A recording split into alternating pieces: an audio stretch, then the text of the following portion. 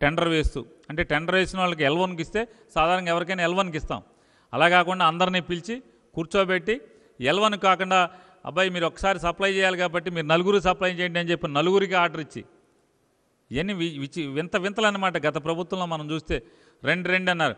ఈ వింతల్లోకి వెళ్తే నలుగురికి ఇచ్చి, అందులో టెరాసాఫ్ట్ ఆయన కూడా ఒక ఆయనకి ఇచ్చి, ఆయన దగ్గర నుంచి స్టాక్ మాత్రం రిసీవ్ చేసుకుని మిగతా వాళ్ళ స్టాక్ ఇవి కూడా రిసీవ్ చేసుకోకుండా ఉద్దేశపూర్వకంగా టెరాసాఫ్ట్ బాగుపడేట్టుగా, తద్వారా ఎంతోమంది దాంట్లో మంత్రులు కానీ ముఖ్యమంత్రి కానీ ఈ దాని యాజమాన్యం చూస్తున్నటువంటి ఈవీఎం కేసులో ముద్దాయిగా ఉన్నట్టు కానీ అందరూ లబ్ధి పొందారనే అపోహ కలిగేట్టుగా మనకి కనపడింది. 200 కోట్ల రూపాయలు ప్రాథమికంగా క్యాబినెట్ సబ్ కమిటీ విచారణలో తేలింది. దీన్ని సిబిఐ ఎంక్వైరీకి ఇస్తూ రాష్ట్ర మంత్రిమండలి కూడా తీర్మానం చేయమని జరిగింది. మీరు ఏదైతే కోరుకున్నారో మేము చేసిన పాపాలు తీయండి, బయటికి తవ్వండి, జగన్మోహన్ రెడ్డి గారి ప్రభుత్వానికి దమ్ముండే మా మీద చర్యలు చేపట్టమన్నారు. నిజం నిలకడగా తేలుతుంది. కంగారు ఎందుకు చంద్రబాబు నాయుడు గారు? మీ ఒక్కొక్క పాపం ఆధారాలతో సహా ఎవరికి ఇవ్వాలో మీరు పెద్దానికి సిబిఐని కోరుతున్నారు. దీన్ని అందుకే సిబిఐకి ఇస్తున్నాం.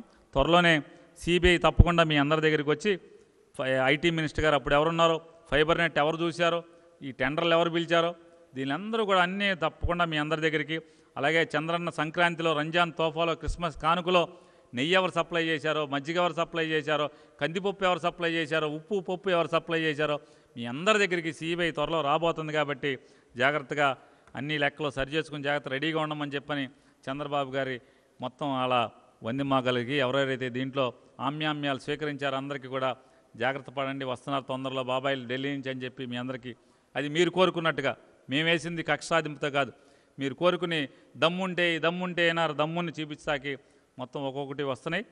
అడితే మా మీద సిబిఐ ఎంక్వైరీ చేస్తారు.